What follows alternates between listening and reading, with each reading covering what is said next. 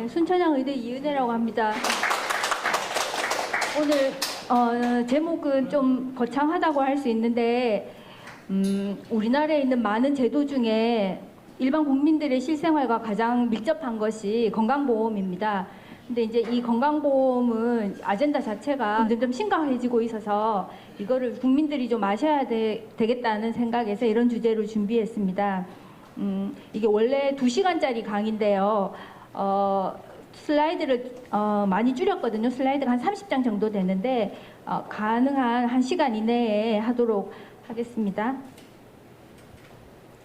네, 저는 경북의대를 나왔고요. 영상의학과 의사인데 어떤 계기로 제가 2013년부터 의료정책을 공부를 하기 시작했습니다. 그래서 지금도 공부를 하고 있는데, 그래서 이제 2021년부터 이런 책을 썼고 다음 책이 이제 다음 주쯤에 나올 예정입니다. 그래서 제가 공부한 것 중에 일부를 말씀드리겠습니다. 먼저 건강보험은 의료보장제도인데요. 그래서 의료보장제도가 어떤 의미가 있는지, 어떤 기능이 있는지를 이해를 하셔야 됩니다. 그 다음에 이제 그러면 이게 원칙이 있겠죠. 모든 제도는 다 원칙이 있는데 원칙을 설명드리고, 그래서 건강보험의 문제점과 어떤 방향으로 해결을 해야 되는지 이런 순서대로 간단하게 말씀드리겠습니다. 의료보장제도라는 것은 전 국민이 지불 능력, 그러니까 잘 살고 못 사는지에 상관없이 의료 서비스를 받을 수 있도록 국가가 돈을 모아서 공적 재정을 만들어서 의료 서비스에 대한 접근성을 보장하는 제도입니다. 그러니까 쉽게 말하면은 전 국민에게 비용 부담 없이 기본권 의료를 제공하는 제도라고 할 수 있는데요. 이거는 전 국민은 아시겠죠. 비용 부담 없이도 아시겠죠. 그럼 기본권 의료가 뭘까? 이제 이렇게 생각하실 텐데, 쉽게 말하면은 죽고 사는 문제를 해결한다 이렇게 생각하시면 됩니다. 요즘 많이 쓰는, 최근에 쓰는 용어 중에 필수 의료라는 용어가 있는데, 그거는 이제 그 이센셜이라고 하는데요. 같은 의미거든요. 기본권 의료. 그래서 이게 건강보험 의료와 필수 의료가 따로 있는 것이 아니고 건강보험 자체가 필수 의료인데, 우리나라 공무원들은 좀 용어에 좀 개념이 없어서 좀 그렇게 헷갈리게 쓰고 있는 것 같습니다. 근데 이 의료보장제도는 이게 이제 대한민국이 생기면서 생겼잖아요. 조선시대나 뭐 이랬을 때는 없었는데, 왜냐면은 이 의료보장제도라는 것이 의료 서비스가 인간의 기본권이다, 이런 전제하에 시작한 것입니다. 그래서 1948년 이후로 2차 세계대전 이후로 이제 영국에서 시작해서 유럽을 중심으로 이렇게 이제 번진 제도인데요. 조선시대에 일반 백성은 인간이 아니기 때문에 인권이 없어요. 조선시대 때는 50% 이상이 노비고 나머지 한 30-40%는 소장농이고 양반은 한 5%고 이랬기 때문에 뭐 기본권 이런 개념이 없죠. 그러니까 이건 이제 대한민국 생기면서 한 거입니다. 그래서 사실 이 인간의 기본권이라는 거가 잘 해석하면은 이게 우파적인 아젠다가 될 수 있는데, 실제로는 이게 좌익이 다 이거를 막 써먹고 있기 때문에 좀 쉽지가 않기는 합니다. 그래서 의료보장제도는 복지제도의 핵심이 되겠습니다.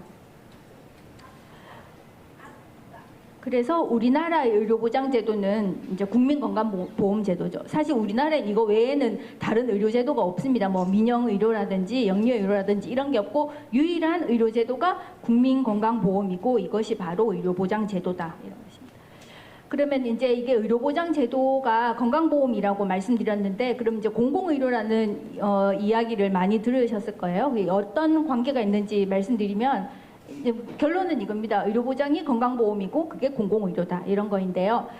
이 지불 능력에 관계없이 의료 서비스를 받을 수 있는 권리가 의료보장이라고 했는데, 그러면은 이게 어떤 서비스를 이제 받으려면은 원래 지불을 해야 되는데, 돈을 안 내도 또는 적게 내도 이 서비스를 받을 수 있다는 건 누군가가 대신 그 돈을 내준다는 거거든요. 그럼 그 돈을 누가 내냐? 모든 사람들이 십시일반해가지고 이 공적 재정을 만듭니다.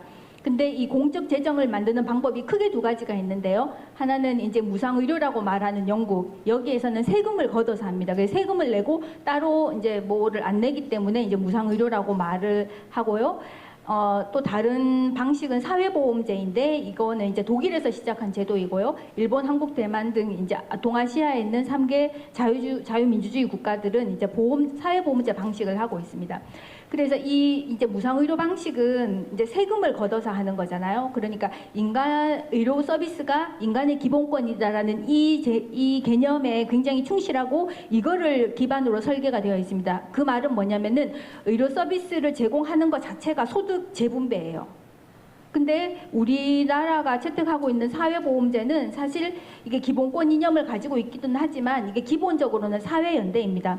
사회연대는 쉽게 설명하면 개랑 비슷해요. 이제 요즘은 개를 안 하지만 여기 계신 엄마 세대들은 다 개를 하잖아요. 개돈을 부어요. 개돈을 붓는데 내가 이번 달에 개돈을 붓지만 그게 나한테 안 오잖아요. 근데 언젠가는 저 개돈을 내가 다 쓸 거야 라는 희망을 가지고 개돈을 붓지 않습니까? 그거는 뭐냐면 그 구성원, 그 집단이 자율적으로 하는 거예요. 그러니까 여기에는 국가가 개입을 할 수밖에 없습니다. 이게 소득 재분배를 바탕으로 시작하는 거기 때문에 국가가 처음부터 개입을 하는데요. 사회보험제는 국가의 개입은 좀 최소이고 원래는 그 구성원들이 서로 이제 공동체 의식을 가지고 자율적으로 운영하는 제도입니다. 근데 그래도 이제 이 의료 서비스가 인간의 기본권이다라는 이 개념이 2차 세계대전 이후로 이제 좀 유럽을 중심으로 보편적인 개념이 됐기 때문에 여기에서 기본권 개념을 약간 추가합니다. 이 말은 뭐냐면은 우리가 보험료를 내는데 국가에서 재정 지원을 한다 이런 뜻이에요. 그래서 이 재정 지원을 하는 거는 나라마다 되게 다른데요. 독일은 제일 적게 합니다. 한 5% 정도 전체 건강보험 재정의 한 5% 정도 지원하고 우리나라는 20% 정도 지원하는데 독일을 제외하고 우리나라가 제일 적어요. 그 외에 뭐 대만만 해도 한 30% 넘고요. 프랑스는 한 50% 넘게 세금으로 하고 있습니다. 이런 식으로 이제 이런 비율은 다르지만은 이제 이게 메인이고 이 기본권 이념을 이제 같이 섞어서 하고 있는데 여기에서 이제 우리나라에서 말하고 있는 공공의료라는 개념이 나오는데요. 좌익들은 그리고 사실 좌익이라고 할 것도 없이 보건복지부 공무원들은 공공의료를 공공병원에서 제공하는 의료라고 생각합니다. 이제 대구를 예를 들면은 대구의료원, 적십자병원, 뭐 경북대병원 이거는 공공의료고 뭐 계명대병원, 영남대병원, 뭐 파티마병원 이런 거 공공의료 아니야 이런 식으로 접근을 하거든요. 근데 그것은 사회보험의 이 원리를 완전히 무시하는 거예요. 왜냐하면은 이 무상의료에서는 국가가 하는 거이기 때문에 모든 병원이 국가 소유입니다. 그런데 사회보험제는 공공이 설립한 병원도 있고 민간이 설립한 병원도 있어요. 그런데 여기에는 계약이라는 개념이 있어서 이게 설립자가 공공이든 민간이든 상관없이 이게 계약을 맺으면 건강보험공단과 계약을 맺어서 이 사회보험, 건강보험 서비스를 제공하면은 기능적으로 공공병원으로 대우를 해줍니다. 똑같이 지원을 해주는데 우리는 이제 그렇지가 않습니다. 그래서 이제 많은 국민들이 헷갈리시는 것처럼 예를 들어서 뭐 계명대병원이나 영남대병원, 뭐 파티마병원 이런 거는 영리병원이고 민간의료 아니야? 이렇게 생각을 하실 텐데 그게 아니고 우리나라에서는 다 건강보험 서비스를 제공하기 때문에 공공의료이고 공공병원의 기능을 하고 있습니다. 그러면은 이제 그 의료보장 제도가 비용 부담 없이 내가 돈을 안 내도 돈을 적게 내도 다 의료 서비스를 받을 수 있는 권리라고 했잖아요. 그러면은 누군가는 내야 되는데 이게 사실 굉장히 아이디얼한 거죠. 어떻게 생각하면은 인간이 이상 세계를 만드는 그런 거예요. 사실 전 이거 완벽하지 않은 제도라고 생각을 하는데 그럼에도 불구하고 이걸 좀 설명을 드리면은요. 원래는 의료보장 제도가 생기기 전, 그러니까 우리나라 기준으로 한다면 허준이 이제 조선시대 의사이지 않습니까? 한의사. 근데 이제 그 사람이 만약 이제 이게 허준 그리고 조선시대 백성 이렇게 있었어요. 그러면은 이제 아파서 가서 치료를 하면은 이제 진료비를 내야죠. 그걸 뭐 돈을 주든 닭을 주든 달걀을 주든 아무튼 뭔가를 지불을 해야 되지 않습니까?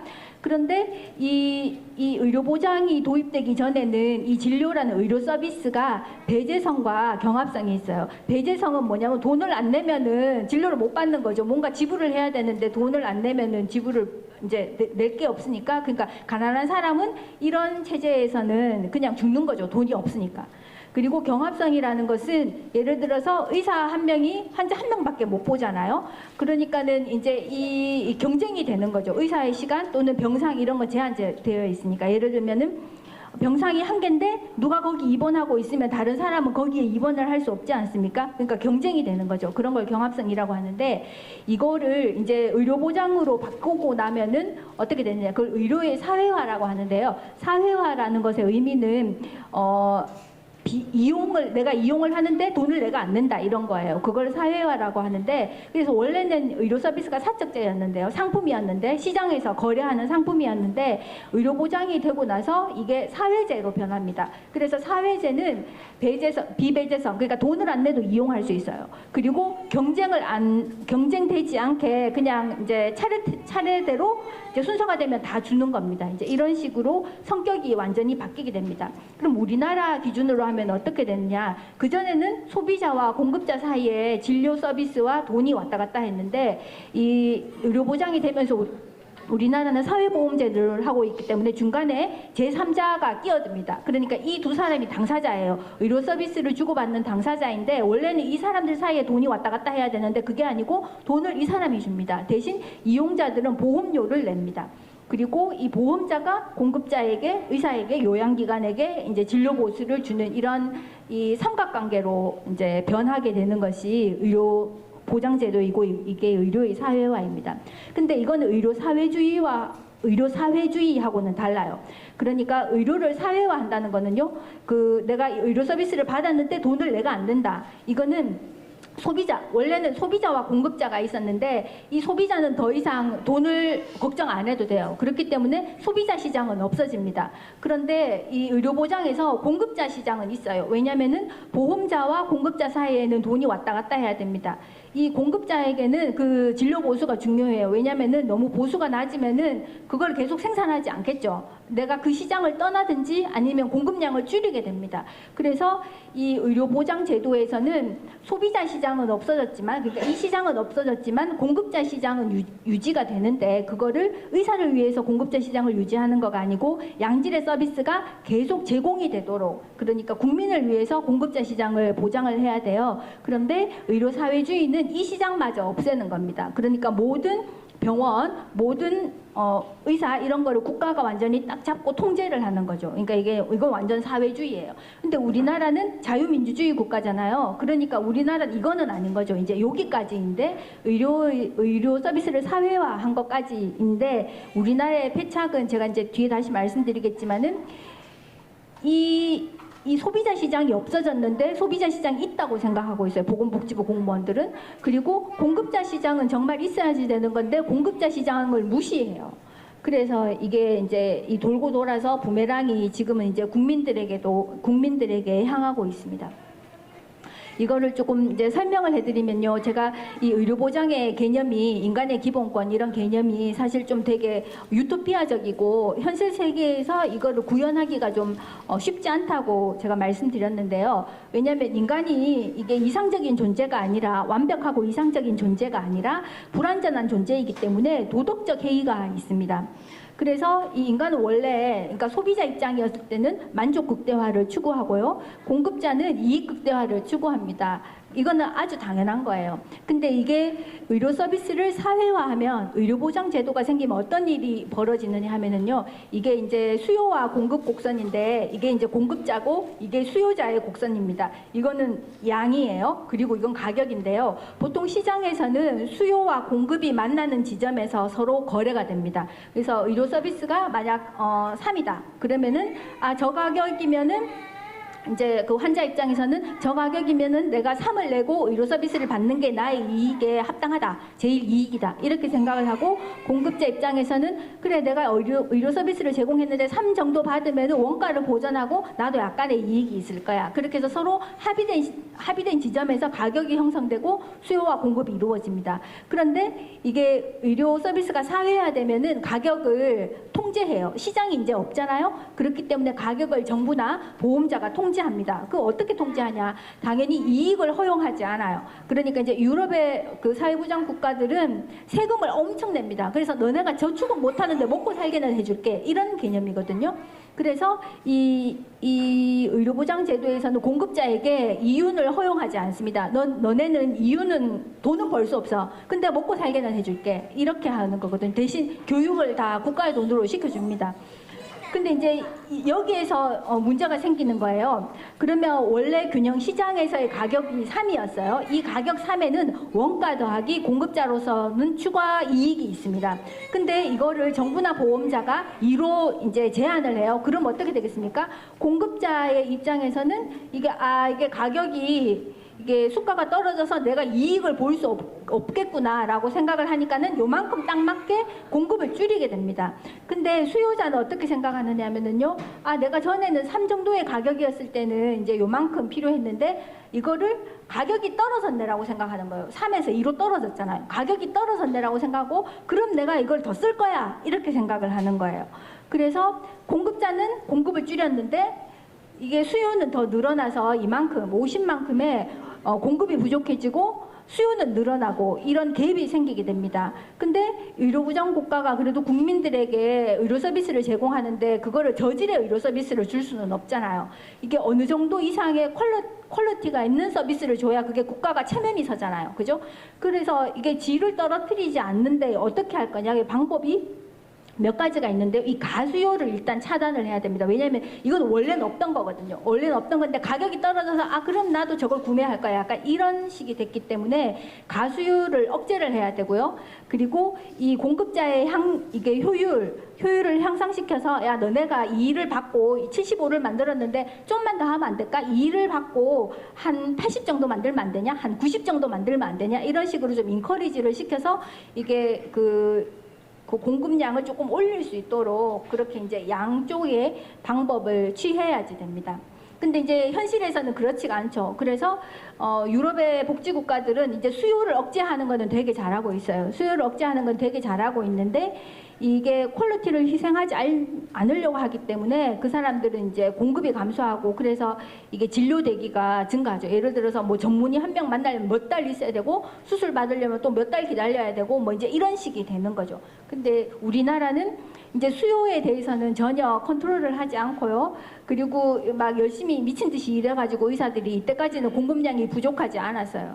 그랬는데 이제는 공급 구조가 바뀌게 되었습니다. 그래서 그 이야기는 제가 이제 뒤에 말씀드릴 텐데 공급 구조가 공급자의 밸런스가 깨진 거예요. 그래서 이게 건강보험이 더 이상 지속 가능하지가 않은 상황입니다. 좀 쉽게 말하면은 10년 안에 건강보험 망할 거예요. 그러면은 부자들은 상관없는데요.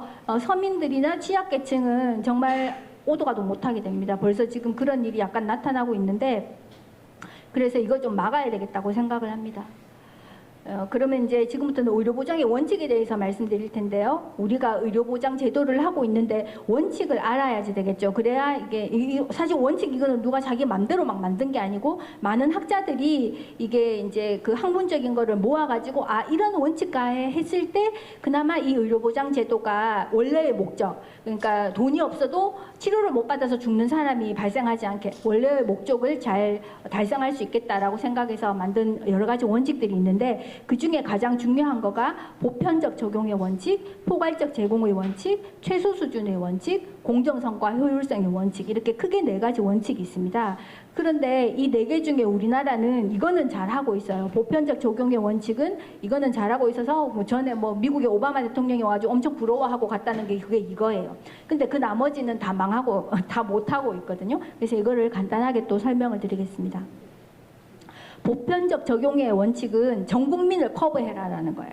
그러니까 이게 그 비용 이제 그 소득 수준에 상관없이 그리고 지불 능력에 상관없이 모든 사람에게 의료 서비스를 기본권 의료 서비스를 이제 제공하는 게 의료 보장이라고 그랬잖아요. 그래서 이제 전 국민을 커버해야지 되는데 우리나라는 의료보험이 1977년에 생겨서 1989년부터 전 국민 의료 보험을 시행하고 있습니다.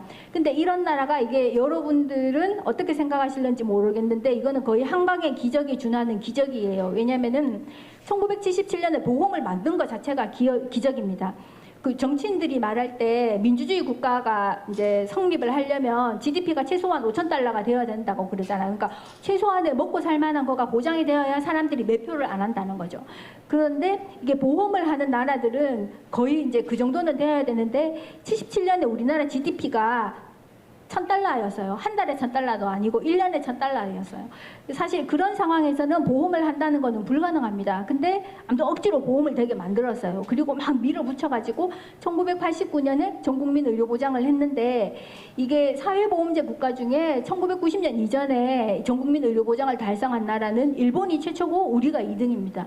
그리고 유럽의 그 유명한 많은 이제 복지국가들도 1990년대 이후에 전국민 의료보장을 달성해요. 그리고 독일은 아직까지도 전국민 의료보장이 아닙니다. 독일은 잘 사는 사람은 보장 안 해줘요. 이런 식으로 해서 이게 사실 대단한 일인데 아무튼 우린 이걸 했어요. 우린 이걸 했는데 이게 좀 예, 이제 문제가 많죠. 안 되는 걸 억지로 되게 했으니까 그건 또 뒤에 말씀드리겠습니다. 근데 여기에서 문제는 우리나라가 의료보험 제도를 1977년 7월부터 시작했는데요. 우리나라가 다른 나라랑 다른 거는 우리나라는 그때 박정희 대통령이 의료급여를 먼저 했어요. 의료급여는 기초생활수급자라고 해가지고 이제 스스로 이게 경제활동을 할 수 없는 그런 사람들에게 무상의료를 먼저 한 거예요. 그러니까 아주 가난한 사람들에게 무상의료를 1977년 1월부터 먼저 하고 그 다음에 이제 이게 500인 이상 이런 식으로 해서 의료보험을 시작했는데 이런 순서를 가진 나라는 전 세계에서 대한민국이 유일합니다. 다른 나라들은 이제 일단 보험료 낼 능력이 되는 사람에게 먼저 보험을 하고 그 다음에 취약계층을 위해서 이제 어디셔널 하게 했는데 우린 정말 가난한 사람을 먼저 커버를 하고 그 다음에 이제 능력되는 사람을 넣은 거예요. 근데 문제는 지금 우리가 1989년부터 전국민 의료보장을 하고 있는데 지금도 의료급여를 따로 하고 있습니다. 근데 이건 약간 옥상옥 같은 건데요. 이게 지금 문제가 뭐냐면은 의료급여가 우리 전체 인구의 1.5%입니다. 2% 정도밖에 안 돼요. 근데 이분들이 보험료도 전혀 안 내고 본인 부담금도 0이에요. 근데 이분들이 1년 동안 쓰시는 의료비가 전체 건강보험 재정의 13%입니다. 그러니까 도덕적 해이가 굉장히 심한 거죠. 물론 이분들이 많이 아프니까 이제 경제 활동을 못하고 의료 서비스를 많이 이용하는 건 있는데 보통 국민들이 쓰는 것보다 4배 이상을 쓰거든요. 이건 굉장히 심각한 도덕적 해이예요. 근데 이제 이런 거를 병행을 할 게 아니라 이제 전국민 의료 보장이 되었기 때문에 이분들을 건강보험 안으로 넣고 대신 이분들은 보험료를 못 내요. 그러니까 그걸 국가가 내주고 이분들에게 쓰는 의료급여 비용을 건강보험 재정에 합치면은 우리가 이게 건강보험 재정 자체가 훨씬 더 많아져서 훨씬 더 유용하게 쓸 수 있거든요. 그래서 이게 좀 문제입니다. 그 다음 문제는 외국인. 이게 전 국민이라 그랬잖아요. 그 외국인은 그냥 우리나라에 일하러 왔는데 이 사람들을 건강보험에 포함시켜야 돼? 이제 이런 생각을 할 수 있는데 이제 다른 나라들도 GDP에 기여하는 합법적인 근로자는 건강보험에 넣어줍니다. 왜냐하면 이제 GDP에 기여를 하고 세금을 내기 때문에. 근데 이제 그렇지 않은 사람을 이게 공적보험에 넣어주는 나라는 우리나라가 유일해요. 그러니까 이제 특히 요즘 문제가 되는 게 조선 쪽이죠. 이제 그런 사람들이 지역가입자로 들어와 있는데 이거는 사실 좀 문제가 있습니다. 그 다음에 이제 두 번째 원칙은 포괄적 제공의 원칙인데요. 이거는 뭐냐면은 유효성과 안전성이 입증된 서비스는 이제 공적 재정이 여력이 되는 범위 내에서 다 건강보험으로 제공을 해야 된다. 이거입니다. 근데 이제 아마 여러분들이 보장률, 보장성이라는 이야기를 들어보셨을 텐데 OECD 평균은 한 80% 정도 돼요. 보장률이 80%라는 거는 예를 들어서 내가 이제 입원해서 의료 서비스를 받았는데 입원비가 만약 100만 원이 나왔다고 했을 때 다른 사회보험제를 가졌거나 아무튼 이런 의료보장 국가들은 80만 원은 국가나 보험자가 내고 본인이 부담하는 거는 20만 원이라는 뜻이에요. 한 80% 정도가 OECD 평균이거든요. 그런데 우리나라는 60%예요. 그러니까 좀 좋아져서 지금 64, 65 이러고 있는데 이게 되게 많이 남는 거잖아요. 그러니까 이제 그 60이라고 했을 때 이 의료비 100만 원 중에 입원비 100만 원 중에 건강보험이 내주는 건 60만 원밖에 안 되고 우리가 40만 원을 내야 되는 거예요. 그러니까 좀 부담되죠. 원래는 이 건강보험을 만들 때 가난한 사람도 돈이 없어도 치료받지 못해서 죽는 일이 없도록 하려고 만들었는데 그 40만 원 낼 수 없는 사람들이 있잖아요. 그러니까 이게 이제 좀 문제입니다. 근데 이제 이게 또 문제는 뭐냐면은 이게 유효성과 안전성인데 어떤 신기술이 나왔을 때 또는 신약이 나왔을 때 이게 정말 효과가 있는지 안전한지 이런 이제 검증을 거쳐서 보험에 들어와야지 되는데요. 우리는 건강보험 재정 자체가 다른 나라보다 적습니다. 그러니까 우리나라가 지금 보험료율이 7.05%인가 이런데 일본만 해도 10%예요. 그러니까 월급의 쉽게 말해 월급의 10%가 건강보험료로 나간다는 거예요. 독일은 14.4%인가 이렇습니다. 그러니까 뭐 독일이나 이런 거에 비해서 우리가 건강보험료율이 절반밖에 안 되는 거예요. 거예요. 그러니까 재정 자체가 작은 거죠. 그러니까 쉽게 말하면 뭐 항암 치료제, 뭐 신약 좋은 거 나왔지만은 쓸 수 없는 이유는 우리가 재정 자체가 되게 적기 때문에 그렇습니다. 근데 이게 이거를 어떻게 써야 되냐? 이게 필요도라는 거가 있어요. 아까 제가 이제 그 수요 공급 곡선을 말씀드렸는데, 시장에서는 원래 그 시장에서는 수요와 공급이 만나서 가격이 형성되고 공급량이 정해진다고 했잖아요. 근데 이제는 이게 수요자가 없는 거예요. 왜냐? 돈을 내가 안 내니까. 돈이 다른 사람이 내니까. 그래서 그때는 수요자라고 하지 않고 이용자라고 합니다. 근데 그래도 이용자는 국민들은 여전히 아직도 시장이 있다고 생각해요. 보건복지부 공무원들도 시장이 있다고 생각해요. 그래서 이게 의료 서비스가 싸니까 나 이것도 하고 저것도 하고 더 자주 가고 이런 거를 원하게 됩니다. 근데 이제 그런 수요대로 하면은 이게 건강보험 재정이 남아나지를 못하는 거예요. 왜냐하면 우리나라는 재정 자체가 다른 의료보장 국가보다 되게 적기 때문에 그런 환자들이 요구하는 거 다 들어주면 안 되고요. 이게 의학적으로 꼭 필요한가? 이제 이거에 맞춰서 해야 되는 거예요. 그래서 이 의학적 필요도는 일단 이제 보험자, 건강보험공단이 결정해야 되고, 이제 자문을 받아야 되고, 이제 이렇게 해야 되는데, 우리는 이런 거 전혀 안 되고 있습니다. 그 다음에 최소 수준이 지금 우리나라 건강보험이 망하고 있는 이유가 이거예요. 이것 때문에 망하고 있는데요. 이거는 뭐냐면은 기본권 의료를 제공할 때에는 고급 서비스가 포함되지 않는다는 거예요. 그리고 건강보험 요양기관은 급여 진료만 해야지 비급여 진료를 우리 막 같이 하고 있잖아요. 이런 나라는 전 세계에서 대한민국이 유일합니다. 그러니까 건강보험 요양기관은 급여 진료만 해야 되고, 급여 진료를 해서 직원들 월급을 줄 수 있게 이게 수가가 형성되어야 돼요. 근데 병원 건물을 짓거나 뭐 3, 40억짜리 MRI를 산다, 이런 건 국가가 사줍니다. 근데 우리는 그런 구조가 아니잖아요. 병원들이 다 이게 돈 모아가지고 건물 짓고 MRI를 사는 이런 구조이고, 이 건강보험 수가로는 간호사 월급을 못 줍니다. 그러니까 아주 쉽게 말하면 최근에 이제 간호법 제정 그 시도가 있었는데요. 간호사들의 처우 개선은 반드시 필요합니다. 근데 그 사람들이 말하는 거는 목적과 수단이 달라요. 그게 좌익의 수법이거든요. 이게 내놓는 거는 이건데 실제 자기 하고 싶은 건 이거예요. 그래서 이게 엮어가지고 하는데 결국은 이제 배가 산으로 가는 거죠. 근데 문제는 지금 우리의 수가 구조로는 간호사들 처우 개선을 못 합니다. 불가능해요. 근데 그럼 왜 이게 안 되냐? 이게 근본적인 문제를 해결을 해야 되는데, 좌익들은 항상 그 근본적인 문제를 해결하는데 관심이 없습니다. 왜냐하면 근본 문제를 해결해서 세상이 좋아지면은 좌익을 지지하지 않겠죠. 맨날 문제가 있다고 떠드는 거가 그 사람들 조합인데, 문제를 그대로 놔둬야지 어장관리가 되는 거예요. 그래서 이제 근본 문제를 해결하려고 하지 않습니다. 아무튼 이게 우리나라는 이 요양기관이 급여 진료만 해야지 되는데 비급여를 허용하고 있다는 거. 근데 이게 또 그럴 수밖에 없었던 게, 의료보험이 처음에 시작할 때 관행수가, 시장에서 이제 원래 있던 수가의 55%에서 시작했거든요.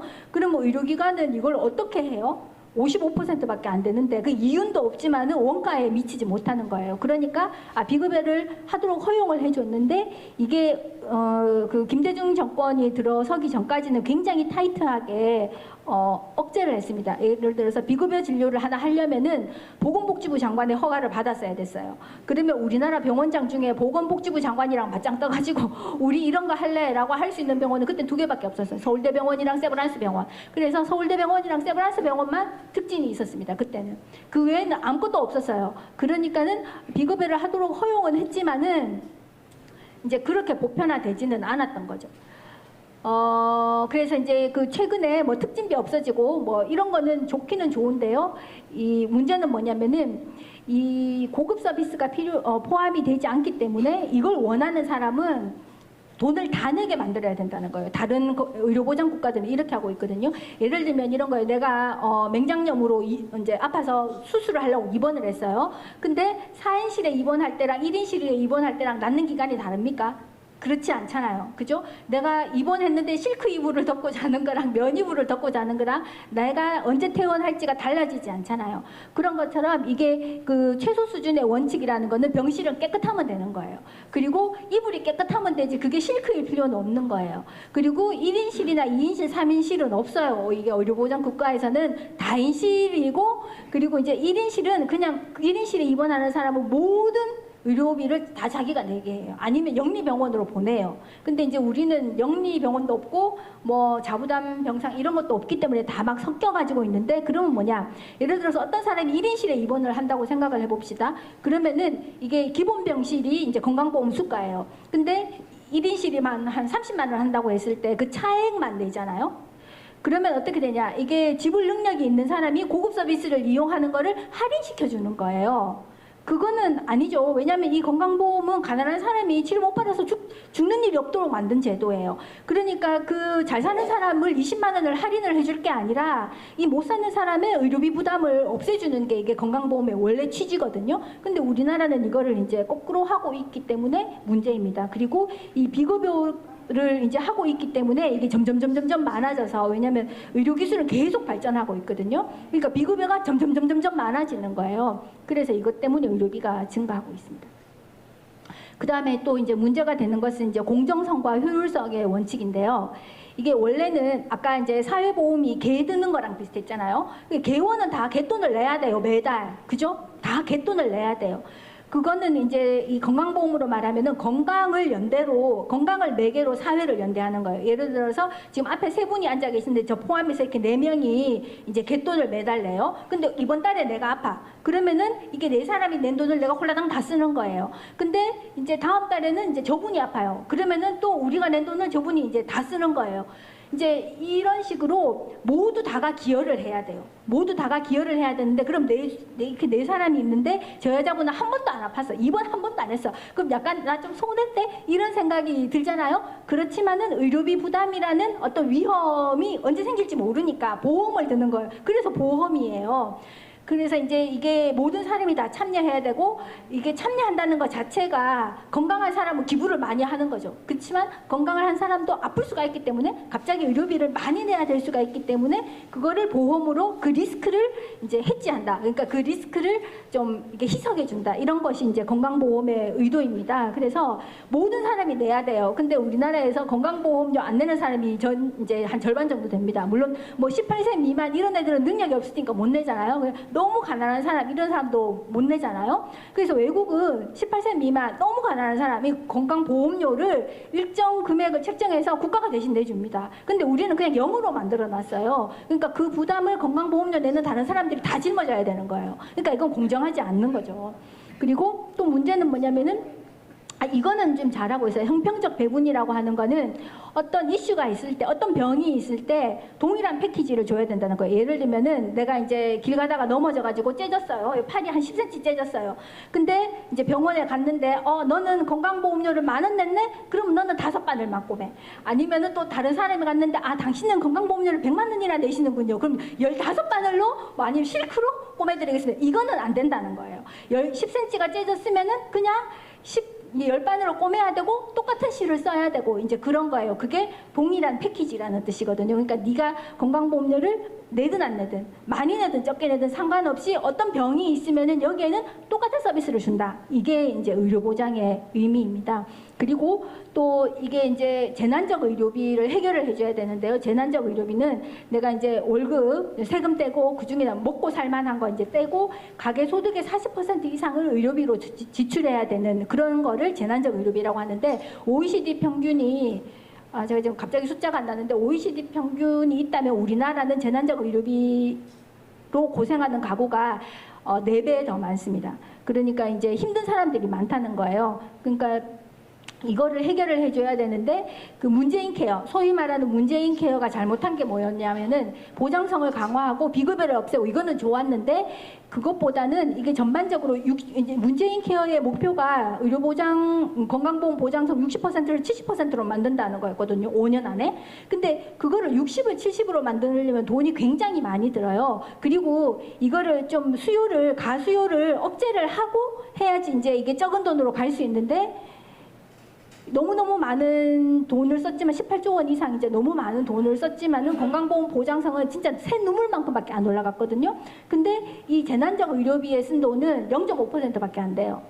그러면은 이게 정말 필요한 사람의 그 필요를 해결해주지 못한 거예요. 그럼 만약 문재인 정권이 제대로 이제 정신이 박힌 정권이었으면은 이것만 해결해줬어도 그럼 훨씬 더 적은 돈으로 건강보험 재정에 부담 없이 다른 사람들 건강보험료율을 안 올려도 할 수 있었는데 그렇게 안 했다는 거죠. 네, 그렇습니다. 그리고 이게 건강보험공단이 효율적으로 재정을 운영해야 되는데 우리는 그렇게 하지 않고 건강보험을 통합하면서 공용이 됐거든요. 그래서 그리고 또 심평원을 또 따로 만들었잖아요. 그래서 거의 돈 쓰는 하마가 됐습니다. 그러니까 쉽게 말하면은 건강보험공단을 타이트하게 운영하면 그 돈을 우리 건강보험료로 쓸 수 있어요. 근데 그 사람들이 물론 이제 그 사람들에게 쓰이는 돈은 이제 국고 지원에서 이제 쓰는 거지만은 건강보험이 긴축 재정을 하면은 그 국고 지원을 치료비로 쓸 수 있잖아요. 근데 긴축 재정을 안 하기 때문에 우리가 그게 치료비로 쓸 수 있는 찬스가 없어지는 거죠. 이제 이런 문제가 있습니다. 그래서 이제 아마 이제 여러분들이 다 느끼시겠지만 그 문제가 많습니다. 그래서 이제 문제를 요약하면은 일단 의료 이용이 과다하다. 왜냐면은 이게 가수요가 생긴다 그랬잖아요. 가격이 인하된 걸로 인지하기 때문에 국민들 입장에서는 아, 의료 서비스가 싸네? 난 더 많이 이용해야지. 이렇게 생각을 하는데 그걸 통제를 해야 돼요. 관리를 해야 됩니다. 관리하지 않는 나라는 전 세계에서 대한민국이 유일해요. 우리는 이제 전 세계에서 유일한 거 되게 많이 하고 있습니다. 의료보장제도에서 거의 뭐 새 역사를 쓰고 있어요. 그래서 이제 의료 이용이 과다하다. 근데 이게 꼭 필요한 의료 서비스를 적시에 비용 부담 없이 적시에 그 일정 수준 이상의 그런 퀄리티 있는 서비스를 제공해야 되는 거는 굉장히 중요한 거예요. 근데 자주 간다고 해서 내가 건강 수준이 더 높아지는 게 아니에요. 그러니까 아주 그 크리티컬한 그 중증의 상황, 이거는 이제 의료 서비스에 접근을 할 수 있느냐 없느냐가 죽고 사는 문제를 결정합니다. 근데 예를 들어서 내가 이제 당뇨병 환자인데 내가 뭐 한 달마다 병원을 가나 6개월마다 가나, 이게 나의 그 당뇨라는 병 자체가 낫지 않는 병이잖아요. 그냥 유지를 하는 거고 좀 덜 빨리 나빠지게 하는 거잖아요. 그래서 이게 특히 이제 만성질환이 많아지면은 의료 이용도가 증가하는 것과 건강 수준이 향상되는 것과 비례하지 않습니다. 그래서 처음에는 좀 비례하지만은 어느 정도 이 급성기적인 질환들을 해결을 하고 나면은 의료 서비스를 많이 이용해도 건강 수준은 향상되지 않고 그냥 돈만 낭비할 뿐이에요. 이거를 이제 국민들이 좀 아셔야지 되는데, 우리나라 국민들은 한 번도 내가 의료 이용을 자제해야 된다라는 거를, 그런 세계에서 한 번도 안 살아보셔가지고 사실 이게 우리나라 실정에 이걸 정착시킬 수 있을지 좀 걱정은 됩니다. 근데 뭐 다 같이 망하는 것보다는 조금 불편하지만은 제대로 고쳐서 길게 써야 되지 않을까, 이제 그렇게 생각합니다. 그리고 두 번째는 의료기관의 영리화인데요. 아까 제가 말씀드린 것처럼 건강보험 요양기관이 비급여 서비스를 하는 것은 전 세계에서 대한민국이 유일합니다. 근데 비급여 서비스의 문제가 뭐냐면은, 건강보험은 가격을 정부가 통제해요. 건강보험공단이 통제합니다. 그리고 그 가격 외에 더 추가로 받을 수 없어요. 근데 비급여는 병원이 정해요. 그러니까는 거기다가 이게 추가 이익을 볼 수 있게 정하는 거예요. 근데 이제 이게 원래 취지는 이게 원가 미만이니 여기에서 부족한 거를 여기로 메꿔라, 이제 이거였는데, 이게 시간이 지나가고 사람들의 수요가 이제 점점 고급 서비스를 원하게 되는 거예요. 국민들이, 우리가 GDP 1000불 때 의료보험을 시작했지만 지금 3만 달러 넘었으니까 국민들의 요구 수준이 높아요.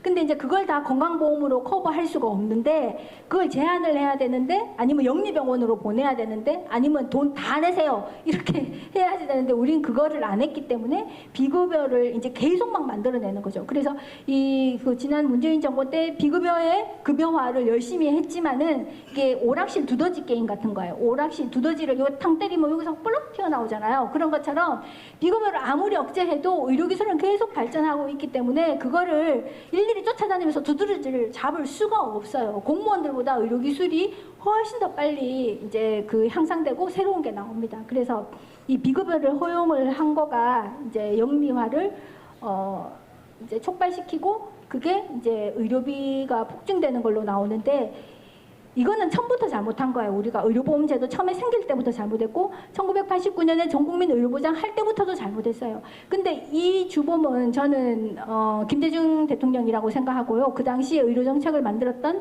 김용익 전 건강보험공단 이사장입니다. 그 사람이 서울대 의대 교수인데 20년 동안 김대중 정권 이후 그냥 보건복지부를 장악했어요. 모든 보건복지부 정책은 서울대에서 나옵니다. 근데 그 사람이 다 말아먹은 거예요.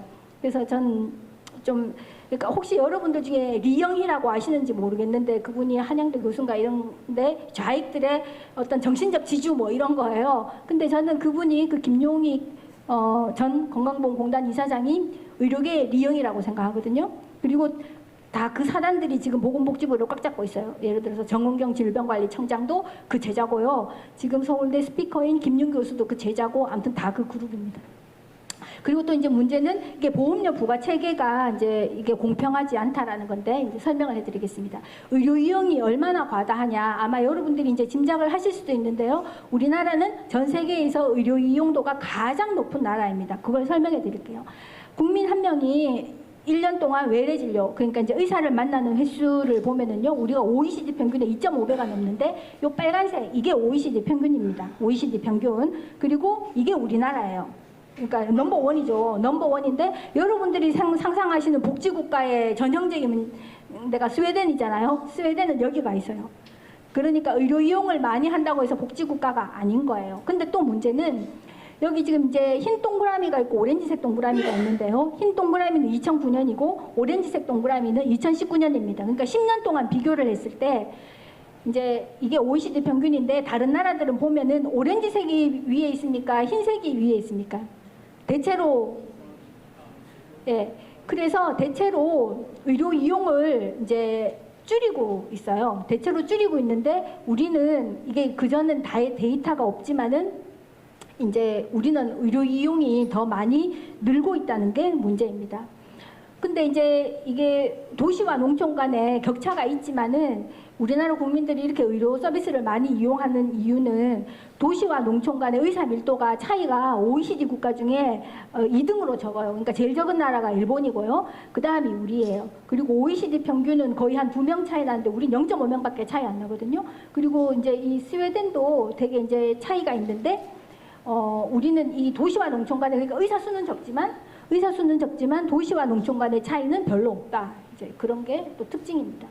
그러면은 이제 외래를 많이 가니까 입원한 일도 많이 있겠죠. 근데 병상이 없으면 입원을 못 하겠죠. 근데 병상이 전 세계에서 제일 많아요. 이게 2019년이어서 전 세계 2등이었는데 이제 전 세계 1등 됐습니다. 일본을 제치고.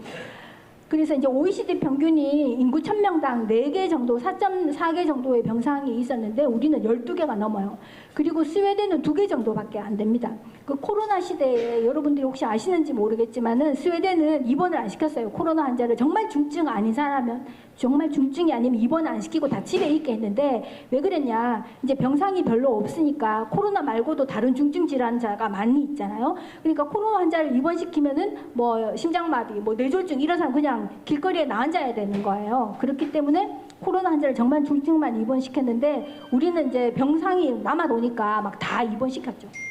근데 이렇게 이제 병상 수가 많다 보니까 이제 의료비가 증가하게 됩니다. 그래서 입원 일수도 OECD 평균의 2배가 넘어요. 이게 이제 OECD 평균이 한 7일 정도 됩니다.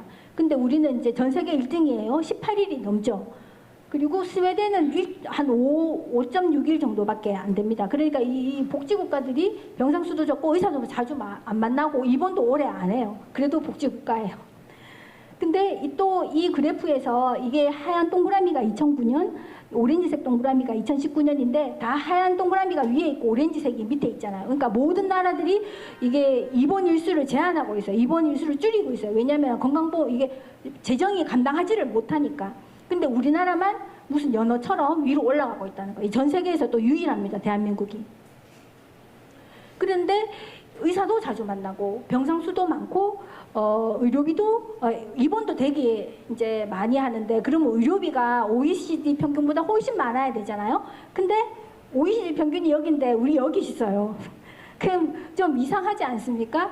아니 이렇게 의료 이용을 많이 하는데 어떻게 이 1인당 연간 의료비가 OECD 평균에 미치지 못하냐? 그건 이제 수가가 낮아서 그런 거죠. 그러니까 쉽게 말하면 이게 많은 양을 이용하는데 단가가 낮은 거예요. 그러니까 이제 총액은 별로 이제 크지가 않은데, 문제는 뭐냐면은 곧 따라잡는다는 거예요. 이게 이제 그 수가를 나타내는 건데, 의료 분야의 가격 수준, 이제 2017년 기준으로 이제 구매력 기준인데, 이게 OECD 평균을 100이라고 했을 때 우리나라가 55입니다. 그러니까 이 OECD 평균의 의료 서비스의 가격이 있다면, 예를 들어서 이제 뭐 빅맥 지수 이런 거 있잖아요. 햄버거가 각 나라마다 다 다르잖아요. 그 나라의 물가 지수를 반영하는 거잖아요. 그렇게 이제 물가 지수를 반영했을 때 이게 낮다는 거죠. 그러니까는 간호사 월급을 못 주는 거예요. 근데 여러분들 중에 건강보험료 더 내고 싶은 사람 있으세요? 없죠? 근데 간호사 월급은 제대로 줘야 돼요. 아니면 이 사람들 너무 시달리잖아요. 그리고 간호사들이 이게 근무에 시달리지 않아야, 간호사들이 상태가 좋아야 날 잘 돌봐줄 거 아니에요. 그럼 어떻게 되겠어요? 병상수를 줄여야 돼요. 예를 들면 지금 병상수가 우리가 전 세계 1등이에요. 전 세계 1등이고 OECD 평균보다 2.8배가 많아요. 그러니까 지금 우리가 병상수를 절반으로 줄여도 OECD 평균보다 많습니다. 이렇게 팍 줄이면은 나이롱 환자는 입원 못하지만은 정말 아픈 사람은 입원하는데 아무 문제가 없어요. 대신 우리가 낸 보험료로 간호사들 월급을 제대로 줄 수 있는 거예요. 그래서 병상수를 줄여야 되는데 자익들은 보건복지부는 이런 이야기를 안 해요. 왜냐면은 보건복지부가 이 이야기를 안 하는 거는 표가 떨어지니까 그런 거고, 자익이 이 이야기를 안 하는 거는 가두리 양식. 그러니까 이제 그 병상이 많아야 간호사를 많이 뽑고, 간호사들은 비정규직이었거든요. 그리고 입사와 동시에 무조건 노조에 가입해야 됩니다. 그러면 간호사들은 한 3만 원씩 내는데요. 그거 다 자기 재원이에요. 그러니까는 이 노조나 좌익은 정규직을 많이 만들라 하고 많이 고용을 뽑으라고 하는 거죠. 이제 그래서 그 사람들은 절대 병상수 줄이라는 이야기를 안 합니다. 그래서 이제 경상의료비가 증가하고 있는데, 경상의료비는 어떤 거냐면 우리나라가 총지출하는 의료비예요. 그러니까 건강보험이 내는 의료비, 그리고 여러분들이 내는 본인부담금, 그리고 비급여 진료비, 그리고 다 실비보험료 내시잖아요. 그런 거 다 합쳐서 이제 국가 전체가 1년 동안 지출하는 거가 경상의료비인데요.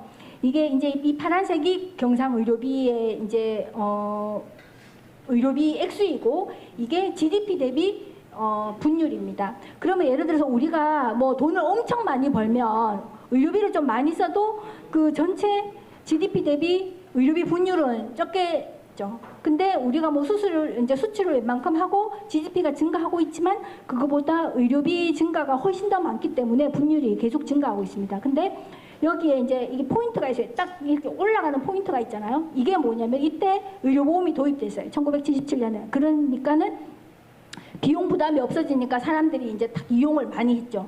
근데 이때는 이제 의료비가 별로 많이 증가하지 않았어요. 근데 이제 89년에 우리가 전 국민 의료 보장을 하면서 이제 비용 부담이 없어졌으니까 사람들이 막 자유롭게 막 이제 의사를 만나기 시작한 거예요. 그러니까 이제 의료비가 증가했는데 이때도 별 이제 큰 영향은 없었어요. 그랬는데 2000년에 무슨 일이 생겼냐면 2000년 전에 1998년에 우리가 중진료권이라는 거를 없앱니다. 여러분 여기 앉아 계신 분들은 아마 경험을 하셨을 것 같은데, 일단 대구시에서 커버하고 경북대병원에서 커버하고, 경북대병원이 안 되면은 아무데나 가세요. 뭐 이런 개념이 있었거든요. 내가 맘대로 바로 서울로 못 갔어요, 옛날에는. 근데 이제 그거를 김대중 대통령이 의약분업을 하기 위해서 그걸 1998년에 없앴거든요. 그러니까 이게 의료 이용을 통제하는 기전이 완전히 없어진 거죠. 그리고 이때 의사들이 이제 의약분업 때문에 파업을 했어요. 파업을 했는데 의사들을 달래주려고 그때 건강보험 수가를 되게 많이 올려줬거든요. 그래서 건강보험이 망했습니다. 그때 망해가지고 수가를 다 깎아요. 그래서 이때 이제 되게 큰 변혁이 있었는데, 이게 보여주는 게 뭐냐면은 의료보장의 범위가 넓어질 때, 의료보장의 범위가 넓어지면 의료비가 증가한다는 거예요. 그리고 이때 그 2000년에 그 비급여를 다 풀어줬거든요. 그러니까 보건복지부 장관이랑 맞짱 안 떠도 그냥 병원이 이제 시장이나 도지사한테 신고만 하면 비급여를 자유롭게 할 수 있게 됐어요. 2000년부터. 그래서 이제 이때부터 빗장이 풀려서 뭐 기울기 자체가 다르잖아요. 이 기울기와 이 기울기와 이 기울기는 완전히 다르지 않습니까? 그래서 이게 건강보험이 갑자기 증가하게 된 거가 이제 김대중 정권이었다. 그런 거고요. 근데 여기에서 또 연령에 따라 의료비를 쓰는 게 다릅니다. 대체적으로 보면은 어릴 때 많이 쓰고요. 젊을 때는 적게 쓰다가 나이가 증가할수록 점점점 증가하는데, 이게 이제 2004년이 맨 밑에 있고요. 2018년이 맨 위에 있어요. 그래서 원래 이제 이게 맨 어릴 때 많이 쓰다가 안 쓰다가 나이가 들면은 이제 많이 쓰는데, 이게 시간이 지나고 의료기술이 발전하고 노인 인구가 많아지면서 의료비가 증가하는 거는 전 세계 공통이에요. 전 세계 공통인데 우리는 너무 많이 증가하는 거예요. 너무 많이. 이게 지금 좀 문제입니다. 그러면은 이제 만약 나이 드신 분들 입장에서는 그러면 늙었다고 이제 병원 오지 말란 말이냐? 이제 그게 아니라 이 나이 드신 분들이 꼭 필요한 서비스를 하는데 그게 전체에 이게 비용 부담이 되지 않게 하는 방법이 있어요. 그게 커뮤니티 케어인데요. 오늘은 제가 그 주제가 아니기 때문에 커뮤니티 케어를 말씀 안 드릴 텐데, 커뮤니티 케어가 필요합니다. 커뮤니티 케어 안 하면은 망해요, 건강보험이. 그래서 이 지금 젊은 세대는 건강보험 근처에도 못 가고 그냥 끝장납니다. 커뮤니티 케어가 필요한데, 문제는 뭐냐면은 문재인 정권이 만든 커뮤니티 케어는 돈 먹는 하마예요. 왜냐면은 커뮤니티 케어를 가지고 좌익들이 빨대를 꽂을 수 있게 만들었기 때문에, 커뮤니티 케어의 원래 취지는 의료비를 줄이자예요. 의료비를 줄이는데 국민들에게 서비스를 안 하겠다가 아니고, 고비용 저효율로 하지 말고 적정 비용 적정 효율로 하자, 이게 커뮤니티 케어의 취지인데, 문재인은 좌익은 그걸 가지고 이제 자기들의 취직 자리를 많이 만들려고 했기 때문에 거의 돈 먹는 하마여서 이제 그렇게는 하면 안 되는데, 아무튼 뭐 그러고 있습니다. 그래서 이제 노인 인구가 증가하는 것이 이게 우리나라만 증가하는 게 아니고 전 세계가 다 증가하고 있는데요. 의료비에 이런 이제 게 있습니다. 예를 들어서 2017년에도 그렇고 2021년에도 그렇고요. 노인이 한 3배 정도 많이 씁니다. 의료비를 많이 쓰는데, 우리가 이게 노인 인구가 2017년에는 13%였어요. 근데 2021년에는 16%로 3% 증가했어요. 전체 인구에서 노인 인구가 3% 증가했는데 이분들이 쓰시는 의료비가 50% 증가했습니다. 그러니까 노인들이 의료비를 되게 많이 쓰시는 거예요. 근데 그거를 못 쓰게 한다, 이게 아니라, 예를 들어서 이제 만약 내가 당뇨병이다, 내가 만약 고혈압 환자다, 고혈압 환자인데 약을 받으시잖아요. 그리고 정기적으로 혈압을 재잖아요. 그거 대학병원에서 안 재도 돼요. 그냥 집 근처에 있는 내과 의원을 가셔도 되는데, 우리나라 사람들은 길을 쓰고 다 대학병원을 가고 기차 타고 서울로 가거든요. 그러니까 그만큼 비용이 발생을 한다는 거예요. 그래서 그거를 국민들이 안심하고 집 근처에 있는 의원에서 고혈압이나 당뇨로 관리를 받을 수 있도록, 그리고 혹시 문제가 생기면 바로 입원을 할 수 있도록 이런 시스템을 만드는 게 커뮤니티 케어예요. 근데 이제 우리는 그게 좀 전혀 안 되고 있습니다. 그래서 이렇게 이제 의료비 증가율이 칠레 다음으로 높은데, 어차피 칠레는 좀 허접하다고 하면 좀 그렇지만, 좀 우리가 뭐 본받을 나라는 아니니까 이제 이렇게 많이 증가하고 있습니다. 이거를 극복을 하는 방법은 돈을 엄청나게 많이 벌거나 의료비를 줄이거나, 두 개 중에 한 개인데 실제로는 둘 다 해야지 되는 거죠. 그래서 의료비라는 거에 좀 이제 신경을 쓰셔야 됩니다. 그 정리를 하면은요, 의료비가 증가하고 있는데 지금 이제, 그리고 우리나라 의료비 중에 또 주로 문제가 되는 거는 지금은 간병비예요. 재난적 의료비는 조금 해결이 됐는데 재난적 간병비 때문에 이제 문제가 되고 있는데, 그것도 좌익의 논간이거든요. 근데 이건 또 오늘의 이슈가 아니기 때문에 넘어가겠습니다. 그래서 이제 정책적으로 왜 의료비가 급증하느냐, 건강보험을 의료보장의 원칙에 맞게, 그러니까 가수요를 차단하고 이제 이런 식으로 공급자의 효율성을 늘리고 이런 식으로 운영을 해야 되는데, 가수요를 전혀 차단하지 않고 공급자의 효율을 올리는 대신 비급여를 많이 하게 이렇게 해놓은 거예요. 그러니까 이제 의료비가 증가하게 됐죠. 그래서 이제 이게 GDP 3만 달러가 되어서 이제 이게 수요가, 그러니까 고급 서비스에 대한 수요가 있는데, 고급 서비스는 기본권 의료가 아니기 때문에 분리를 해야 돼요. 건강보험 밖으로 내보내야 돼요. 근데 이제 좌익들은 곧 죽어도 그거를 반대하고 있거든요. 그러니까 그 사람들이 다 건강보험에 와서 할인을 받고 있잖아요. 1인실 입원 다 할인받고 뭐 이렇게 하기 때문에 이제 이게 과다 이용으로 인해서 의료 이용이, 관리를 안 하고 과다 이용을 하니까 의료비가 증가한다. 그리고 이제 이게 원래 건강보험 제도에서는 계약을 합니다. 이제 이게 의료기관이 쭉 있으면은 의료기관 이제 건강보험공단이 맹장염 수술하는데 100만 원, 이제 이러면은 이제 공급자 중에 나 100만 원 받고 할 거야, 이런 사람도 있고 난 그거 받고 안 할래, 이렇게 이제 선택의 자유가 주어집니다. 모든 나라가 다 그래요. 그게 이제 그런 선택의 자유가 없는 거를 당연지정제라고 하는데요. 우리나라는 모든 의료기관이 다 건강보험 요양기관이거든요. 이렇게 하는 나라는 일본이랑 우리밖에 없어요, 전 세계에서. 아무튼 근데 이렇게 모든 의료기관이 건강보험 요양기관인데 거기에서 다 비급여 진료를 하도록 허용을 했으니 이게 의료비가 또 증가하게 되는 거죠. 그리고 이제 영리화를 추구하게 되는 거죠. 왜냐하면 얘는 완전 원가 미만인데 이거는 하면 할수록 돈을 많이 버니까, 그러니까 의료기관도 의사도 그냥 인간이잖아요. 돈을 많이 벌고 싶은. 그러니까 다 이제 일로 쏠리는 거죠. 그래서 이제 영리화되고 있는 거. 그리고 이제 정권적인 차원에서는 환자 의료 체계를 붕괴시킨 거. 그리고 비급여 진료를 보편화시킨 거, 이런 것 때문에 급물살을 타게 됐습니다. 근데 또 사회적 측면에서는 이게 상병 구조가 만성 질환이 많아진 거예요. 예를 들어서 당뇨병이나 고혈압, 옛날에는 이렇게 많지 않았거든요. 근데 지금은 이제 되게 많으시죠. 그리고 수명이 늘어나면서 환자로 사는 기간도 되게 많이 늘어났어요. 그리고 암 환자도 제가 주로 이제 유방암 환자를 보는데, 제가 20년 전에 처음에 이제 유방 영상을 시작했을 때는 유방암 진단받았는데 60대 중반이면은 수술을 안 받으셨어요. 내가 뭐 앞으로 얼마나 살겠나 이러고 수술 안 받으셨는데, 요즘은 80대 중반도 다 수술합니다. 왜냐면 너무 건강하세요. 그러니까 뭐 살 날이 얼마 안 남았는데 뭐 집에서 쉬시죠, 이렇게 말을 할 수가 없어요. 그리고 이 80대 중반이어도 너무 막 젊고 건강하고 하기 때문에 다 유방을 보존하려고 해요. 전절제를 안 해요. 근데 유방 보존 수술하면 방사선 치료도 해야 되고 돈이 훨씬 더 많이 들거든요. 그리고 이제 또 5년 동안 중증 환자 산정 특례여서 5%밖에 안 내요. 그러니까는 이제 의료비가 증가하는 거죠. 근데 그거를 그렇다고 해서 뭐 지금부터 75세 이상 암 환자 치료 안 해, 이렇게는 할 수 없잖아요. 그러니까 우리가 불필요한 거를 줄여야지 인간의 존엄성을 지킬 수가 있다는 거예요. 노인들의 존엄성을 지켜줄 수가 있다는 겁니다.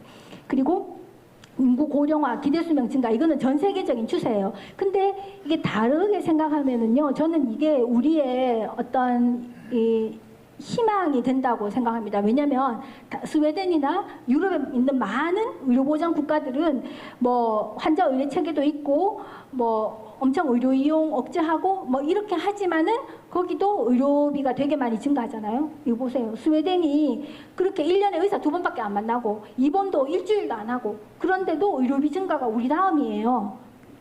그래서 근데 우리는 아무것도 안 했잖아. 이때까지 이거 아무것도 안 했어. 근데 이거를 잘하면 그래도 우린 여지가 있는 거예요. 왜냐하면 이거는 이 조건은 모두 똑같아요. 전 세계가 똑같은데 유럽의 사회보장 국가들은 이런 걸 했어요. 환자 의료 체계, 뭐 비급여 진료 금지, 뭐 공급자 분리, 이런 거 모든 정책을 다 썼어요. 다 썼는데도 의료비 증가가 감당이 안 되는 거예요. 근데 우리 이때까지 아무것도 안 했거든요. 그러니까 제대로 하면은 이게 저는 길이 있다고 생각하거든요. 우리가 이게 희망이 저는 있다고 생각을 합니다. 그리고 이제 환자 의료 체계라는 거를 간단하게 설명을 드리면, 이거 아마 처음 듣는 말일 텐데요. 우리나라에서는 이걸 의료 전달 체계라고 해석을 합니다. 근데 원래 이름은 환자 의료 체계인데요. 이게 한 지역에서, 예를 들어 동네에 의원이 있어요. 거기에서 네? 동네에서 경증이나 만성 질환을 이제 치료를 하는 거예요. 그리고 수술을 해야 돼. 내가 맹장염이야. 그러면 이제 수술을 해야 되고 입원을 해야 되잖아요. 그건 의원에서 못 해요. 그거는 시군 중진료권에 있는 병원으로 가서 전문의 진료를 받고 입원 치료를 받아야 됩니다.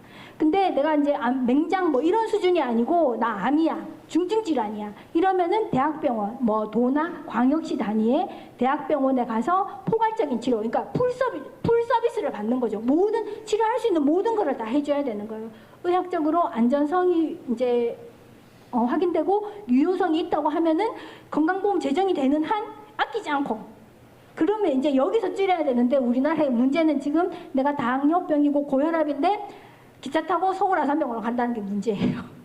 그리고 그걸 제재할 아무것도 없다는 거가 또 문제예요. 근데 이제 이게 점점 세월이 가면은 의사는 계속 환자를 보고 수기를 유지를 해야 되거든요. 근데 환자들이 다 이렇게 수도권으로 가고 특정 병원으로 가니까는 이게 환자 풀이 줄면은 그 실력을 유지를 하기가 어려워요. 그래서 더 늦기 전에 빨리 이제 이게 지역에서 치료를 받을 수 있도록 이제 해야지 됩니다. 근데 이제 그러면 여러분들 생각에는, 아니 그러면 서울 사는 사람은 아산병원, 삼성병원 입원하는데 난 대구 산다고 나 경북대병원밖에 못 가?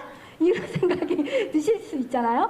그래서 국가가 해야 되는 일은, 이게 아산병원이 됐던 경북대병원이 됐던 영남대나 계명대병원이 됐던 퀄리티를 똑같이 만들어줘야 돼요. 그게 국가의 의무예요. 근데 지금 이때까지 대한민국은 한 번도 그걸 안 했어요. 왜냐면은 국가의 돈으로 건강보험을 한 게 아니라 우리나라 병원의 90%가 민간병원이에요. 대구만 해도 이게 뭐 대학병원 중에 그래도 대구는 대학병원이 많은데도 경북대병원 한 개잖아요. 근데 딴 데는 더 해요. 그래서 민간의 힘으로 건강보험을 했고 의료보장을 했기 때문에 국가가 이걸 뭘 할 수가 없었던 거예요. 근데 이제 지금이라도 정신 차리고, 이게 대구에 있는 사람도 강릉에 사는 사람도 똑같은 퀄리티의 의료 서비스를 받을 수 있어야지 되고, 그거를 해야 되는 게 국가의 일인데 지금 보건복지부는 이제 딴짓을 하고 있습니다. 지금부터 이제 보험료 이야기를 간단하게 이제 말씀드릴 텐데요. 이게 이제 이 파란색이 지역 가입자고 보라색이 직장 가입자예요. 그러면 이게 1대 한 2쯤 되죠. 근데 보험료는 이제 지역 가입자가 내는 게 훨씬 적죠. 이게 한 1대 5 정도 됩니다. 근데 이제 지역 가입자이신 분들은 아니 내가 직장 다닐 때보다 지금 보험료 더 많이 낸다고 이게 말이 되냐? 이제 이렇게 말씀하시는데 그게 이제 보험료 부과 체계가 잘못돼서 이제 그렇습니다. 그리고 우리가 건강보험 재정이라는 하나의 재정을 쓰잖아요. 근데 직장 가입자와 지역 가입자가 부과 체계가 다른 거는 이런 나라로 또 전 세계에서 우리밖에 없어요. 그리고 재산에다가 보험료 매기는 나라도 전 세계에서 우리밖에 없습니다. 우리는 전 세계에서 유일한 거 굉장히 많이 하고 있습니다. 이게 문제가 뭐냐면은 2021년에 건강보험료 수입이 70조였어요. 70조였는데 직장 가입자가 60조를 냈고요. 지역 가입자가 10조를 낸 거예요. 근데 인구는 한 1대 2 정도 됐는데 이게 비율이 너무 차이가 많이 나잖아요. 그래서 이제 이렇게 하면은 안 되고 골고루 내게 해야 되는 거죠. 그리고 18세 미만 너무 가난한 사람의 건강보험료를 국가가 내줘야 됩니다. 그거 하라고 우리가 세금 낸 거예요. 근데 세금 낸 걸로 뭐 무슨 성인지 예산 이런 데 1년에 32조씩 쓰고 말이지 제대로 할 일을 안 하고 있어요, 정부가. 그래서 이게 이제 그 건강보험은 사회연대라 그랬잖아요. 건강을 네 개로 사회연대를 한다고 그랬는데 그래서 건강보험료의 차이가 너무 많이 나면 안 돼요. 왜냐하면 조세는 소득 재분배가 목적이에요. 근데 건강보험료 내가 건강하다는 것 자체가 기여하는 거이기 때문에 보험료를 과하게 물리면 안 돼요. 원래는 똑같이 해야 되지만은 약간 차이는 두는데 그거를 한 3배나 4배 정도가 맥시멈 이렇게 이제 한도를 정합니다. 근데 우리나라는 어떠냐? 이게 이제 최대 보험료를 기준으로 하면은요, 이제 1분위는 가난한 사람, 그러니까 여기 의료급여 하나도 안 내는 사람들이 있어요. 그리고 보험료 내는 사람을 20등분 했을 때 제일 적게 내는 사람이 중에 제일 많이 내는 분이 3만 원 내는데 제일 많이 내는 사람은 350만 원 냅니다. 이게 이제 100배가 넘잖아요. 이런 나라 전 세계에서 우리나라밖에 없어요. 그리고 월 평균 보험료로 했을 때도 이제 이게 이제 차상위 계층이라고 하죠. 그런 분들이 한 2만 원 정도 내는데 20분위는 그거보다 24배 더 많이 내요. 이렇게 하는 나라는 대한민국밖에 없습니다. 그래서 사회연대라고 했을 때 보통 이제 잘 사는 사람도 보통 평균 보험료의 한 서너 배 정도 내면 된다. 근데 우리는 29배예요. 이거랑 이거가 29배이고 법으로 30배를 넘지 못한다. 이렇게 만들어 놨어요. 그러니까 풀로 땡긴 거죠. 그래서 이제 이게 고소득자가 세금을 많이 내잖아요. 소득세율이 40%입니다. 근데 여기 와서 또 건강보험료를 이제 이렇게 많이 내라고 하는 거는 그건 징벌이에요. 그 사유재산 침해입니다. 그렇게 하는 나라는 전 세계에서 우리나라밖에 없어요. 이게 1분위부터 20분위까지 있는데 이게 곡선인데 얘만 툭 튀어나왔잖아요. 이거는 잘못됐다는 거죠. 그래서 모든 사람이 일단 내게 해야지 되고요. 그리고 낼 능력이 없는 거는 국가가 부담해야 돼요. 그리고 그 국가가 부담하도록 한 그 조세, 그것도 잘 사는 사람들이 낸 거예요. 근데 이제 이렇게 톡 튀어나오게 많이 이제 징벌적으로 부과를 하면 안 된다는 거, 그리고 재산 이런 거에 하면 안 되고 소득을 기준으로 해야지 된다는 거, 이제 이런 문제가 있습니다. 그래서 어떻게 구할 거냐, 지금 시간이 많이 가서 10분 안에 마치도록 하겠습니다. 우리나라 건강보험료 문제의 근본 원인은 이게 이제 저 시리즈예요. 저보험료, 저수가, 저보장. 왜냐면 우리가 77년도에 의료보험을 냈을 때 GDP가 $1,000였다고 했잖아요. $1,000로는 건강보험을 할 수 없습니다. 근데 건강보험을 해야 됐어요. 그러니까 어떻게 했냐, 이제 그때 또 보험을 하라고 이렇게 압력을 넣은 거가 국제노동기구예요. 그러니까 우리가 인건비가 싸니까 수출을 막 하잖아요. 그러니까 국제노동기구에서 보니까 아, 이것들이 인건비가 싸니까 수출 경쟁력이 있구나. 이거 인건비를 올려야 되겠다. 그러니까 자기들 의료보험 제도가 생기면 자기들만큼 보험료를 부과할 줄 알았던 거예요. 근데 우리나라는 이제 그렇게 안 했죠. 그래서 보험료를 조금만 내게 했습니다. 보험료를 조금 내게 하니까 수가가 관행 수가의 55%밖에 될 수가 없었고 많이 이제 보장을 많이 못했죠. 그러니까 본인이 돈을 많이 냈었어야 됐죠. 근데 이걸로 해서 그래도 우리가 한 건 있어요. 수출주도 성장을 했다는 거예요. 이거는 이제 되게 훌륭한 일이죠. 근데 또 우리가 잃어버린 것도 있는데요. 이제 수가가 낮으니까 직원들 월급을 못 주니까 비급여를 허용했죠.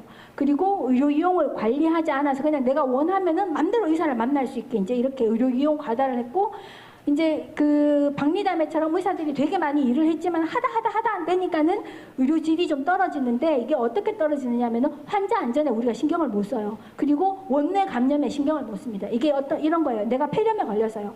폐렴이 우리나라 국민 사망 원인 3등이거든요. 폐렴으로 돌아가신 분 되게 많은데 내가 폐렴으로 입원했는데 노인들이 왜 이제 주무시다가 새벽에 일어나서 화장실 가시잖아요. 근데 갔는데 욕실에서 미끄러져가지고 뇌진탕 돼가지고 머리 열고 수술 받아가지고 폐렴은 일주일만 입원하면 됐는데 이거 머리 여느라 한 달. 이건 뭐예요? 이거는 이제 이게 호미로 막을 거를 가래로도 못 막는 거가 되는 거죠. 그리고 원내 감염은 예를 들어서 암 환자가 있어요. 수술을 했어. 암을 잘 제거했어요. 근데 이게 수술 부위가 감염이 돼가지고 재수술하고 막 이렇게 해가지고 또 주구장창 입원을 하고 있는 거예요. 이런 식으로. 그러니까 우리가 너무 딱 엑기스만 하려고, 엑기스밖에 못했죠. 왜냐면 돈이 없으니까. 엑기스만 하려고 하다 보니까는 그 외에 환자 안전이나 병원 원내 감염 이런 거를 신경을 쓸 수가 없었고, 그렇게 하다 보니 여기에서 의료비가 또 되게 많이 증가를 한 거예요. 예를 들어서 원내 감염이 발생해서 수술 부위가 감염이 생겼어요. 그러면 외국은 그거는 니네가 잘못했잖아. 그러니까 니네가 해결해. 돈을 안 줍니다. 건강보험에서. 근데 우리는 그 돈을 또 다 줘요. 그러니까는 이게 수술 부위가 감염되면 환자랑 환자 보호자 보기에 좀 민망할 뿐이지 돈은 다 받거든요. 이렇게 하면 안 된다는 거예요. 아무튼 그렇습니다. 그래서 이렇게 이제 이런 혼합 진료를 하다 보니까 의료기관이 영리화됐고요. 그리고 이제 저보장을 하다 보니까 재난적 의료비가 생긴 거죠. 그리고 이제 보험료가 낮게 됐는데 우리가 보험 재정 자체가 작아요. 보험료율도 낮은 데다가 이게 지역가입자가 숫자에 비해서 이제 적게 내기 때문에 이게 부가체계가 이원화가 되고 있습니다. 그래서 이 모든 것이 합쳐져서 의료비 증가하고 이때까지는 우리가 이걸 어느 정도 해왔어요. 해왔는데 제가 봤을 때 이게 10년 안에 망한다라고 생각이 되는 이유는 공급 구조가 왜곡됐다는 겁니다. 그러니까는 옛날에는 병원이 별로 많이 없었어요. 그러니까 제가 경북대학 졸업하고 인턴 레지던트를 서울 아산병원에서 했는데 서울을 왜 갔냐? 경북대병원에서 안 받아줘서 갔어요. 왜냐하면 경북대병원 병상수로는 우리가 180명 졸업했는데 인턴 레지던트 180명을 못 받아주는 거예요. 그냥 전국으로 다 흩어져 있었어야 됐거든요. 근데 지금은요, 의과대학 졸업생보다 병상수가 전공의 TO가 3배 많아요. 그러니까는 내가 옛날에는 사명감이 있어서 흉부외과 하고 막 밤잠 못 자면서 산부인과 하고 이랬는데 이제는 안 해도 내가 경북대병원에서 흉부외과를 안 해도 뭐 다른 데 가가지고 내과 이런 걸 할 수 있는 거예요. 누가 힘든 그 흉부외과 뭐 외상외과 이런 걸 하겠습니까? 갈 자리가 많아요. 옛날에는 초이스를 할 수 없었어요. 무조건 뭔가를 수련을 했었어야 되는데 지금은 병원이 너무 많다 보니까 힘든 과를 안 가게 된 거예요. 그리고 힘든 과가 이제 수가가 낮으니까 또 더 안 가게 된 것도 있고, 그래서 정재형이라고 하잖아요. 뭐 정신과, 재활의학과, 영상의학과, 그리고 피안성, 피부과, 안과, 성형외과 이런 데로 몰리는 거예요. 그러니까 같은 의사 그룹 내에서도 이제 돈 되는 데로만 몰리고 다른 데 내과, 뭐 산부인과, 소아과 이런 데로는 안 가요. 근데 아까 제가 의료보장에서는 의사들에게 공급자에게 초과 이윤을 허락하지 않는다 그랬잖아요. 원가만 준다 그랬잖아요. 그래서 의료보장국가 다른 나라들은 내가 내과를 하나, 산부인과를 하나, 흉부외과를 하나 돈이 똑같아. 그러니까 그냥 안 한 이게 좀 재미있을 것 같아. 이게 내 적성에 맞아. 이렇게 가는 거예요. 그러니까 공급자가 쏠리지가 않아요. 근데 우리는 이거를 이제 전혀 안 하고 있고 병원이 너무 많으니까는 그래서 이게 한 세대가 지나면은요, 예를 들면은 맹장 수술을 받으려면은 정말 기차 타고 가야 될지도 몰라요. 그러니까 이거는 아니잖아요. 그래서 이거 이제 좀 해결을 해야지 됩니다. 그래서 어떻게 해결을 할 거냐? 지금 문제는 이거예요. 우리가 저수가다. 근데 이용 관리를 안 하고 막 자유롭게 닥터 쇼핑. 그리고 뭐 내가 아침에 이제 배 아픈데 바로 대학병원 가서 교수 만나고 아니면 좀 마음에 안 들면 바로 KTX 타고 서울 가고 뭐 이제 이렇게 이용 관리를 안 하는 문제가 있고요. 그리고 이제 모든 의료기관이 다 이제 건강보험 서비스를 하고 있는데 비급여 진료를 하게 하니까 이게 배보다 배꼽이 더 크게 된 거죠. 그리고 환자 의료 체계가 이제 대구시에서 동네에서 하고 대구시에서 하고 동네에 나를 잘하는 주치의사가 있고 대구시에서 커버하고 안 되면은 뭐 전국으로 가세요. 옛날처럼 이제 이렇게 돼야지 되는데 그게 없어졌다는 거. 그래서 이제 이걸 어떻게 해결할 거냐? 일단 적정으로 이제 해야죠. 왜냐하면 우리가 GDP 3만 달러가 됐으니까 3만 달러에 합당하게 지불을 해야지 뭐가 제대로 됩니다. 그리고 이제 이용 관리를 해야 되고요. 그러니까 이제 이게 이 적정 부담이라고 하면 국민들이 다 싫어하잖아요. 아니 지금보다 보험료를 더 내란 말이야. 그러면은 이제 이런 이야기를 정치인들이 하기가 힘든 거예요. 그러면 보험료를 내기 싫으시면 불필요한 의료 이용을 줄여주시면 돼요. 그러니까 이게 하기 싫으면 이거라도 해야 되는데 이것도 하기 싫고 이것도 하기 싫고 그럼 다 같이 망하는 겁니다. 그 다음에 당연지정제를 하고 오면서 혼합진료를 하는 게 문제이기 때문에 원래대로 계약제를 해야 돼요. 그래서 건강보험 요양기관은 모든 게 급여만 하고 거기에 입원하면은 한 10% 20%만 내고 그리고 내가 간병인을 한 달에 300만 원 쓰고 안 해도 되도록 이거를 해주고 근데 그거가 싫은 사람 나는 꼭 죽어도 1인실에 입원해야 되겠어. 뭐 나는 로봇 수술을 해야 되겠어. 이런 사람은 그냥 뭐 영리병원으로 가게 하든지 뭐 아니면 다 본인이 다 내세요. 뭐 이렇게 하든지 이렇게 분리를 해야 됩니다. 이제 공급자 시장을 분리를 해야 되고 비급여를 금지해야 되겠죠. 그리고 이제 환자 의료 체계를 만들어야 되고요. 이 외래 치료로 충분히 할 수 있는 고혈압, 뭐 당뇨병, 뭐 관절염 뭐 이런 거는 외래에서 굳이 상급종합병원으로 안 와도 되게 이제 이렇게 이런 제도를 만들어야 됩니다. 그리고 상병 구조가 변화하고 있는데, 그러니까 아까도 말씀드렸다시피 우리나라가 옛날보다 고혈압 환자 되게 많고 당뇨병 환자 되게 많고 관절염 환자도 되게 많은데 이거를 이제 미리 건강한 생활 습관을 들여야 돼요. 예를 들어서 적게 먹고 규칙적으로 자고 규칙적으로 운동하고 그러면은 그 뭐 고혈압, 당뇨병 이런 거 많이 줄일 수 있거든요. 사실 고혈압이나 특히 당뇨병, 특히 고혈압이 되면은 제일 먼저 해야 되는 거가 몸무게 줄이는 거예요. 그렇게 해서 안 되면 그 다음에 약을 쓰는 건데 우리는 바로 가면 약을 줍니다. 왜냐면 이게 환자분 몸무게 줄이셔야 됩니다. 무슨 운동을 하세요. 이렇게 상담을 해야 되잖아요. 상담은 수가가 없어요. 근데 약을 써야 수가를 줍니다. 그러니까는 이제 우리나라 의료 건강보험 수가 구조가 굉장히 유물론적이에요. 뭔가 물질에만 돈을 주고요. 의사의 경험, 정성, 뭐 이런 거에는 돈을 안 줘요. 그러니까는 환자 붙들고 운동하세요. 10분 설득하는 것보다 약 받아가세요. 이게 훨씬 더 편하잖아요. 그리고 환자도 많이 볼 수 있잖아요. 그래서 건강한 생활 습관을 줄이는 게 건강한 생활 습관을 정착해서 의료 이용의 필요도 자체를 줄이는 거가 되게 중요합니다. 그 다음에 이제 이걸 해야 되는데 이거는 오늘 이슈가 아니니까 일단 넘어가겠습니다. 근데 이제 제가 그 영리병원 이야기를 했잖아요. 그러면 이제 영리병원 이야기를 하면 좌익들이 이제 입에 거품을 물고 막 늘어집니다. 그리고 이제 많은 국민들도 영리병원 하면 나 병원에 못 가는 거 아니야? 이런 걱정을 해요. 그리고 아마 여기에 계신 분들도 그런 걱정을 할 텐데 그거는 전혀 걱정하실 필요가 없어요. 왜냐면은 우리는 지금 이걸 하고 있습니다. 요양기관 당연지정제. 건강보험 한 개밖에 없고 모든 의료기관이 다 건강보험 요양기관이에요. 그리고 뭐 공공병원도 있고 민간병원도 있지만은 아무튼 지금 우리가 이거를 하고 있는데요. 요양기관 계약제를 하자는 거예요. 근데 이거는 전국민 의료 보장을 하는 국가에서 하는 거고요. 이게 미국식이에요. 이게 미국식은 뭐냐면은 공공의료로 커버하는 사람들 뭐 65세 이상 가난한 사람 이런 사람은 공공의료로 커버하고 직장에 다니는 사람들은 이제 회사가 연결해주는 보험에 민간보험에 가입하잖아요. 근데 나 아플 일 없을 거야. 그러면 이제 보험 없이 사는 사람들도 있습니다. 그래서 이거는 뭐냐면은 이게 국민이 내가 보험을 가입할지 말지를 선택하는 거예요. 이 보험 의료 민영화라는 거는. 근데 우리나라는 전국민 의료 보장이어가지고 강제 가입이에요. 여러분들이 건강보험에 안 들어가고 싶다고 해서 안 들어갈 수 있는 게 아닙니다. 법으로 강제하고 있어요. 그렇기 때문에 우리는 이게 지금 우리가 일로 가야지 되는데 이거를 한다고 해도 일로 가지 않는다는 거예요. 이거는 마치 내가 이씨 집안에 태어났는데 이씨 집안에 태어났는데 옷을 바꿔 입었다고 해서 내가 갑자기 김씨가 되는 건 아니잖아요. 족보를 바꾸는 것처럼 굉장히 완전히 다른 거거든요.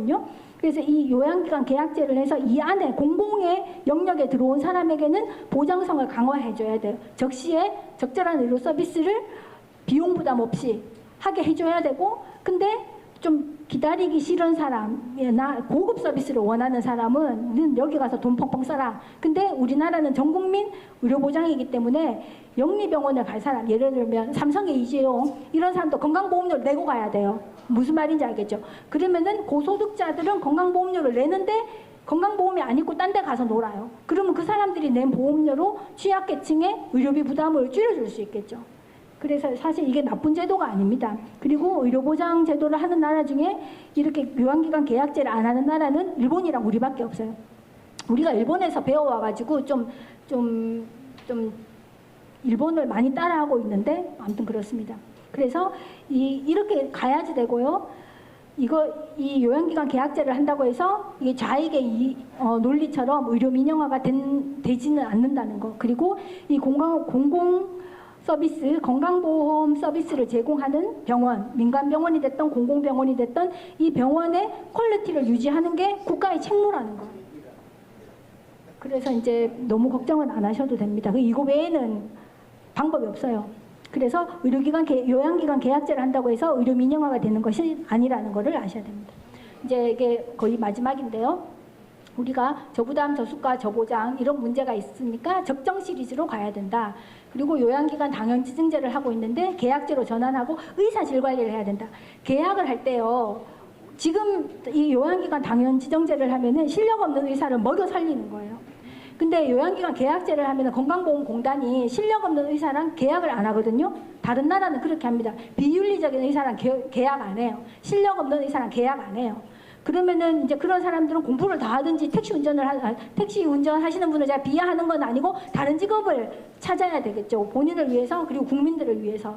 그래서 이거 계약제를 해야 의사 질관리가 돼요. 근데 지금 요양기관 당연지정제를 하는 거는 실력 없는 의사를 먹여 살려주고 있는 거예요. 지금 국민들이. 그래서 이건 잘못된 거고요. 비급여를 이제 금지해야 되고 환자 의료 체계를 만들어야 되고 불필요한 의료 이용을 이제 관리해야 되는 게 제일 전형적인 게 경증인데 대학병원 가는 거. 이거는 정말 하시면 안 됩니다.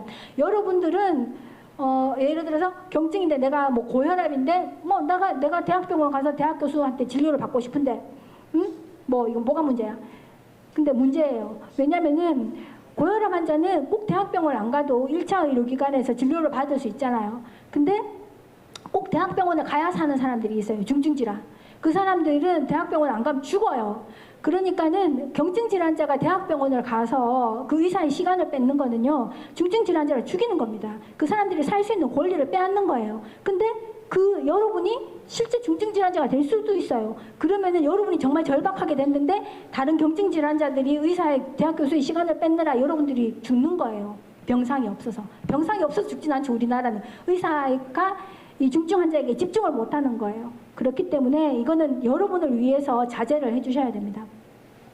그리고 이게 소득을 기반으로 단일 부가체계를 만들어야 되고요. 재산에 보험료 부과하는 나라는 전 세계에서 우리밖에 없습니다. 그건 잘못됐어요. 그리고 피부양자 무임승차 이거를 없애야 됩니다. 예를 들어서 이제 저도 피부양자가 있지만은 다른 건강보험 하는 나라들은요. 피부양자 숫자에 맞게 다 보험료를 냅니다. 근데 그게 보험료 차이가 너무 과도하면 예를 들어서 아까 그 20분이 한 달 보험료가 50만 원이어서 49만 원이었거든요. 근데 그 사람이 예를 들어서 이제 50대 회사 이제 과장이라고 합시다. 근데 이제 전업주부가 있고 자식이 2명인데 하나는 대학생, 하나는 대학원생이어서 경제활동을 안 해요. 근데 그런 상황에서 피부양자 무임승차를 없애면은 그분은 한 달 보험료 200만 원 내야 돼요.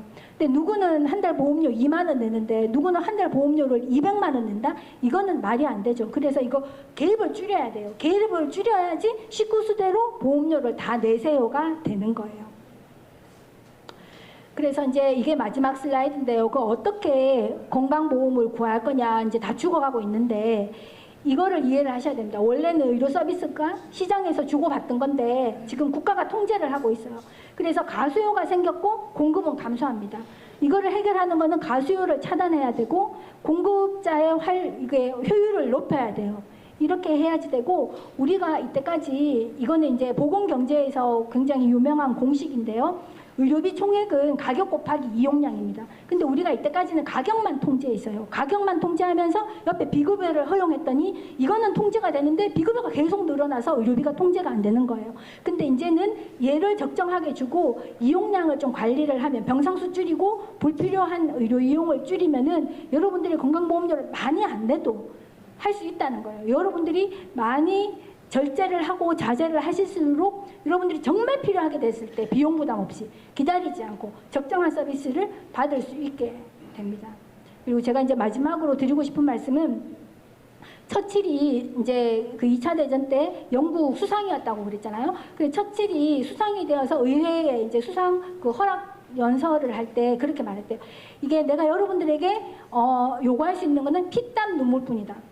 근데 이게 제가 봤을 때는 우리 국민들의 자발적인 협조가 없으면 국민들의 피, 땀, 눈물이 없으면은 건강보험은 유지되지가 않는다는 거예요. 우리가 노력을 해야지 됩니다. 왜냐하면은 우리도 건강보험의 혜택을 받아야지 되고요. 우리 다음 세대들도 건강보험의 혜택을 받아야 됩니다. 그렇기 때문에 정말 필요할 때 내가 도움을 받으려면은 내가 자제를 해야 되고요. 그리고 공무원들한테 똑바로 하라고 우리가 요구를 할 수 있어야 되거든요. 정치인들에게도 똑바로 하라고 요구를 할 수 있어야지 되지 않을까.